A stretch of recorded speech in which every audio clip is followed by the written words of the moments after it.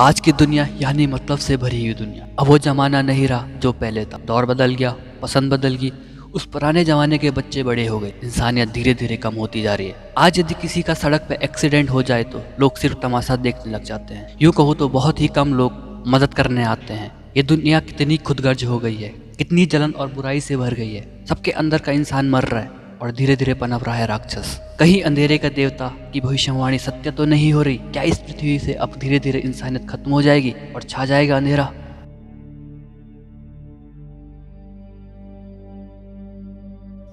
ऊंचे पहाड़ जो कि बर्फ से ढके हुए हैं, चारों तरफ शीत है, हर तरफ सफेदी छाई हुई है, पर एक सकारात्मक सी ऊर्जा प्रतीत हो रही है और यह और भी प्रबल हो रही जा रही है। ओम नाम के स्वर से ओम की ध्वनि सुनाई दे रही है। यह ध्वनि एक गुफा से आ रही है जहाँ कोई सिद्ध पुरुष ध्यान कर रहे हैं। उनके माथे का तेज यह दर्शाता है कि वे एक सकारात्मक ऊर्जा के भंडार हैं। सफेद रंग के समान बाल और उतनी ही लंबी दाढ़ी, नारंगी रंग के वस्त्र में ध्यान में बैठे हुए हैं ज्ञानी।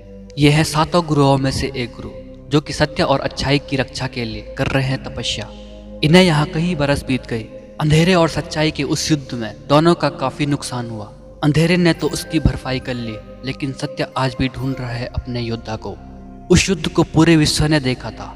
आज भी वो मंजर आंखों में घूमता है तो भय से पसीना आने लगता है।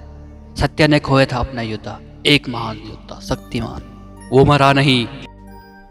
ऊर्जा कभी भी नष्ट नहीं हो सकती। वह सिर्फ एक वस्तु से दूसरे वस्तु में प्रवेश करती है, खासकर सकारात्मक ऊर्जा। यह आवाज थी गुफा में से निकले तेज प्रकाश। गुरुदेव गुफा से बाहर आए और आह्वान किया अन्य 6 गुरुओं का। सभी वहां प्रकट हुए। मुख्य गुरु बोले, ईश्वर ने मुझे मार्ग दिखाया, हमारा योद्धा मरा नहीं। भले ही आज बुराई अपने प्रचंड रूप में हो, किंतु उसके नियम को कोई तोड़ नहीं सकता।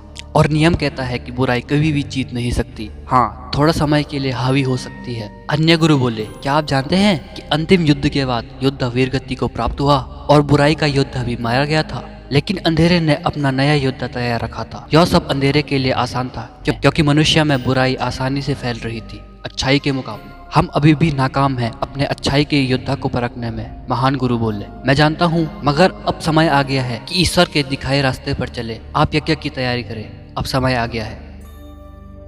हिमालय में सभी गुरु मिलकर यज्ञ करने लगे। उनको यज्ञ करते करते 1 हफ्ते से अधिक हो गया। तब एक तेज रोशनी यज्ञ कुंड में से निकली। वह इतना तेज प्रकाश था कि हिमालय की बर्फ हीरे की तरह चमकने लगी, जगमगाने उठा। तब तेज रोशनी को सभी गुरुओं ने प्रणाम किया। उस प्रकार से आवाज आई, बहुत ही जल्द धरती पर सच्चाई का योद्धा और रक्षक जन्म लेगा। उसे ढूंढने के लिए आप गुरुओं को ध्यान करना होगा, और जब वह इतना परिपक्व हो जाए कि वह समझ और सुन पाए और सही गलत की पहचान कर पाए, तो विधि का विधान उसे स्वयं हिमालय में ला देगा और उसे दिव्य शक्तियां देने की जिम्मेदारी आपकी होगी। सभी गुरु एक स्वर में अवश्य कहते हैं और हर हर महादेव का नारा लगाते हैं। वह तेज रोशनी त्रिशूल के आकार बनकर आकाश में दूर उड़ जाती है और सभी गुरु आदेश अनुसार पुनः तप में बैठ जाते हैं।